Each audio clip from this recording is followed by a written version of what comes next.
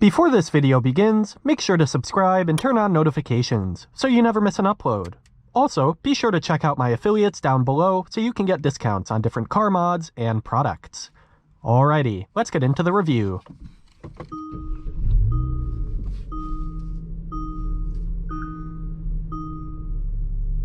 Hello and welcome. Today we are reviewing a 2019 Kia Stinger GT all-wheel drive. And this currently has about 75,000 miles, stickering around $26,000. I would like to thank Flood Ford Lincoln in Narragansett, Rhode Island, for allowing me to both review and test drive this Kia Stinger. Right after this video, I'll be taking this for a drive, so make sure to check that out, coming out soon on the channel. Alright, so this Kia Stinger is finished in a blue exterior with a black leather interior. When new, it had an MSRP around $42,000. This is a 4-door hatchback sedan with seating for 5, and can be had in all-wheel drive or rear-wheel drive variations. It comes in with a curb weight of around 4,023 pounds. This is powered by a 3.3-liter twin-turbo V6, making 365 horsepower and 376 pound-feet of torque. This is mated with an 8-speed automatic transmission.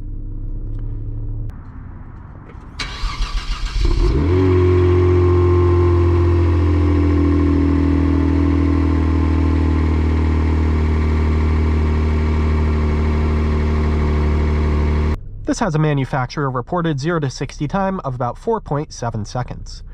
This is again an all-wheel drive model, achieving 17, 25, and 20 mpg combined out of a 15.9 gallon fuel tank. This rides on 19-inch alloy wheels with locking hubs, and it has ventilated disc Brembo brakes in the front and the rear. It comes with a staggered tire setup, so two 25mm wide tires in the front and two 55s in the rear.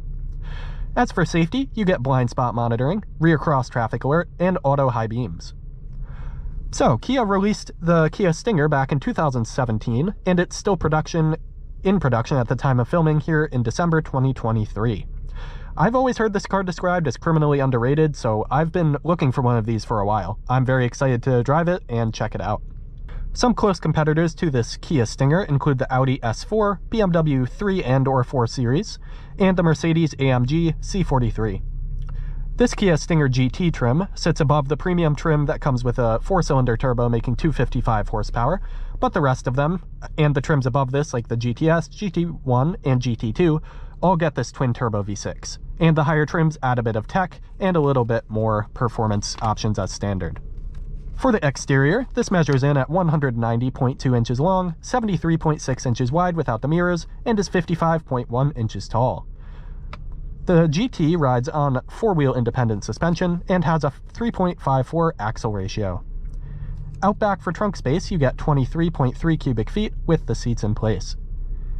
A nice performance touch on here that I wasn't expecting includes a center LSD or limited slip differential, so Kia really is making a true sports car with this, even though it's more of an entry level. Up front, you get LED lights all over the place, and some really aggressive lights for a Kia. I think it looks really well, really good. It fits in well with the rest of the Kias, but I'll talk about that more in just a minute.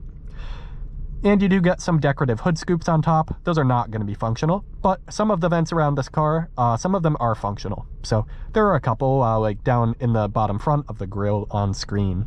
You also get heated mirrors as standard, and they come with a nice mirror finish. Like literal reflective mirror, so that's very nice versus a body color like some other cars. In the rear, you get a dual stainless steel exhaust system with quad tips that are chrome.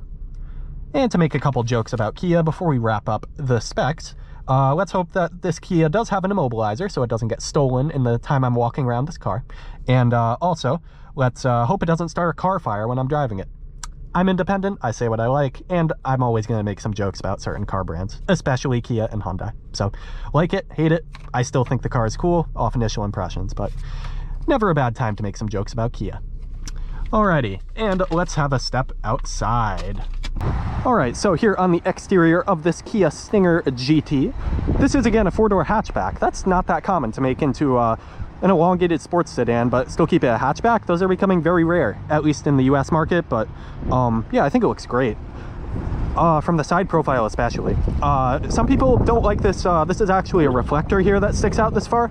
The government mandates you have one of them, like on all these cars they have a slight one, but yeah, Kia made it a little bit of a design thing with the rear lights wrapping into it. I like it. And these wheels, these are going to be 19-inch, so the 255s in the rear, 225s in the front. I like the wheels too. They're like a multi-spoke design, but they have some triangles in them. I like them. And you see the bright red brake caliper? That's going to be your Brembos right there. Up front here are going to be those decorative hood vents, not functional, but I think they look good versus a plain grille right here, not overdone. Up here you get, in this case, you get a typical Kia grille. Has a little bit more of that metallic reflective finish, kind of like in the mirror up there. And these side vents right here are going to be fully functional, so that's cool. And right here, these are actually going to be your blinkers right here. These 1, 2, 3, 4, 5, 6, 9 little blink lights right there. So that's an interesting touch. Very aggressive styling overall from Kia here, but I think it stays subtle enough that it looks nice. That's a functional vent right there on the side as well. And back here in the rear, it's going to be a hatchback, so that would open up like so. I'll put it on screen again, just how it opens up.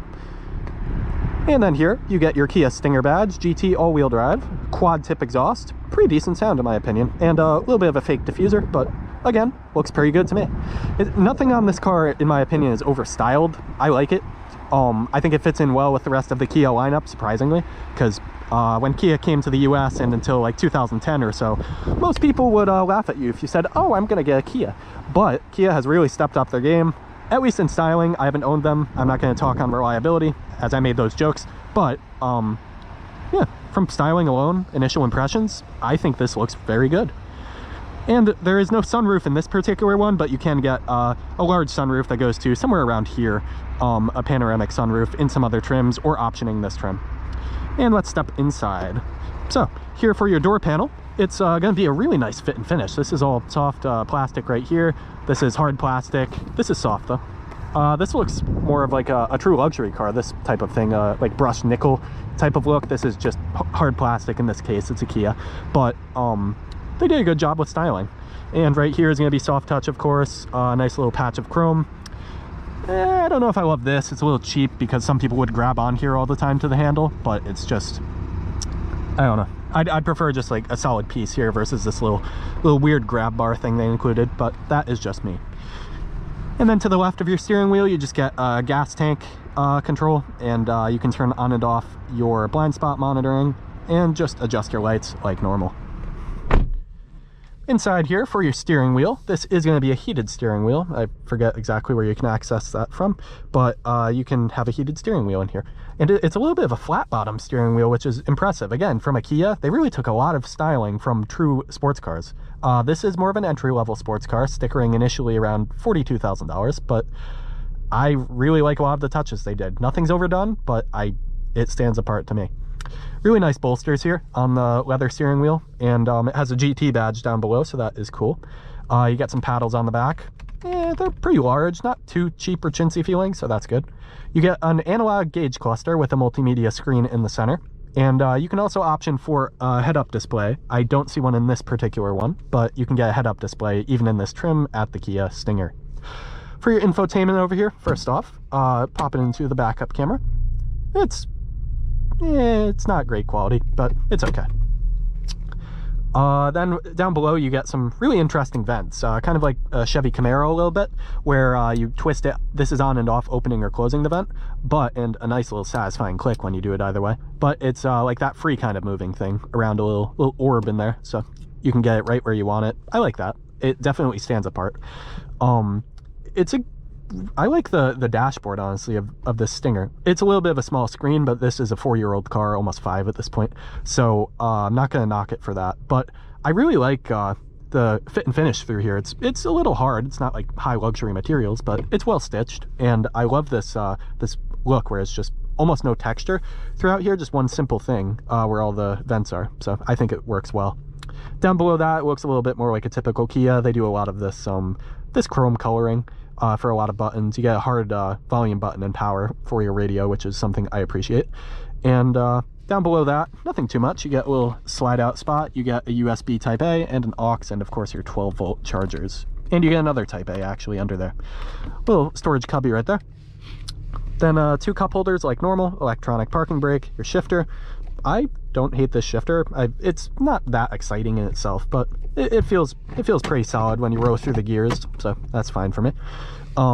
And then over here you get heated leather seats. These things have pretty good side bolsters. Thigh bolsters are a little wide in my opinion. I wish you could adjust them inward maybe, but they're pretty good. And then you also do get auto stop start button. Here is the heated steering wheel button, my apologies. And then opening up your little center console, it's good size. It's very thin.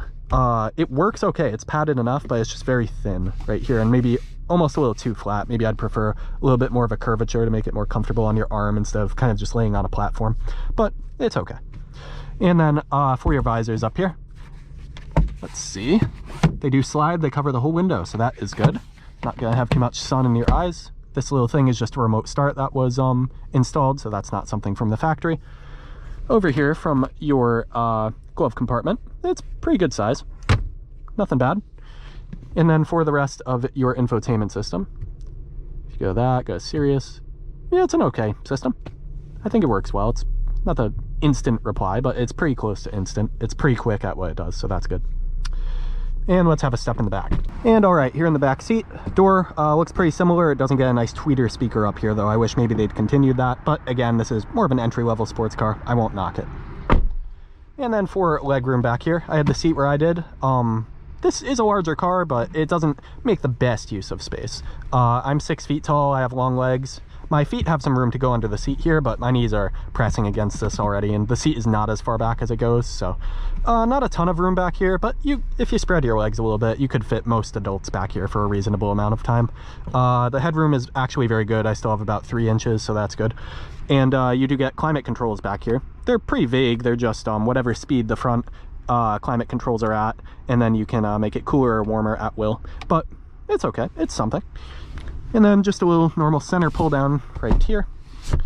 And yeah, back seats are actually surprisingly comfortable. They're well padded, maybe a little bit too much in the lower back for some people, but they're okay.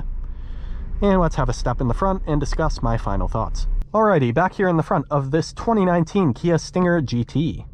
I really like this thing. I've been wanting to review one for a long time because they are described as underrated by a lot of people. So I'm very excited to drive it. That'll give me more of a gauge on that. But this interior I really do like. It's a typical Kia interior. It's nothing bad. But I love the vents here. They look very original. I don't mind the small screen. That's 2019. I have to judge this on those standards. I like this steering wheel. It's a flat bottom steering wheel with a GT badge and pretty nice bolsters, some perforated leather. Feels nice in hand. Simple controls across it too, which is a nice point. Visibility in here is not too bad out the back either. It's not perfect, but you have blind spot monitoring, so you can fix that up a little bit. You have, of course, your power mirrors like normal. Yeah, for the tech you get in this car, this isn't the most expensive trim either. And you get blind spot in 2019. You get a heated steering wheel in 2019. And you get, I think, rear cross traffic alert in this, so that's not ultra common. So for the price at that time, $42,000, I think this is very interesting. I can't make too many judgments on driving it. I've had no experience with these or with many Kias, but I'm very excited to take it for a drive shortly and figure out what the performance is going to be like on this Kia Stinger. But on that analysis, I think it's a good value. The fit and finish is pretty good in here. It's not going to be like a padded knee spot over here, but the buttons are nice. You get, I don't see any blank buttons, so that's great. And I like the minimalistic interior, at least on the dash. And it has a lot of nice sports car touches on the interior and the exterior. And it has a center LSD, so that's really cool for a $42,000 Kia with a twin turbo V6 with that kind of power. Alrighty, that'll just about wrap up this review. Thank you very much again to Flood Ford Lincoln in Narragansett, Rhode Island for allowing me to both review and test drive this Kia Stinger. I'm now going to go film the POV test drive with this Kia Stinger, so make sure to check that out, coming out soon on the channel. As always, drive with passion. Thank you very much for watching, and take care.